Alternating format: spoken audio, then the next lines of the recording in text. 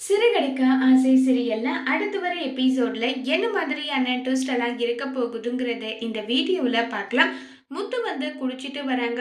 மீனா வந்து முத்து கிட்ட வந்து பயங்கரமா கோவப்படுறாங்க. எதுக்காக குடிச்சிட்டு வந்தீங்கன்னு சொல்லிட்டு.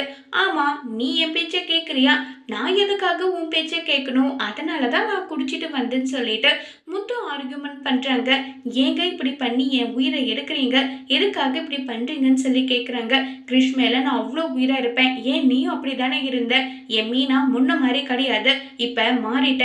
உனக்கு வேலை பணம்னு சொல்லிட்டு எல்லாமே அதிகமாக உன் குணமே மாறிடுச்சுன்னு சொல்லி முத்து புலம்பிட்டே அப்படியே வந்து பயங்கர போதையா இருக்கிறதுனால அன்கான்சியஸா போயிடுறாங்க. உடனே மீனா முத்து காலேஜில் உட்காந்து என்னை மன்னிச்சிடுங்க.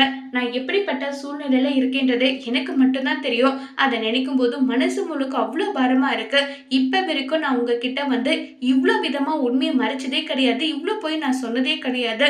ஆனா ஒரு உண்மையை மறைக்க 1000 போய் நான் சொல்லிக்கிட்டே இருக்கேன். எப்பதான் நான் உண்மையை சொல்லணும்னு இருக்கு. நீங்க என்ன தப்பா நினைச்சிட்டு இருக்கீங்க.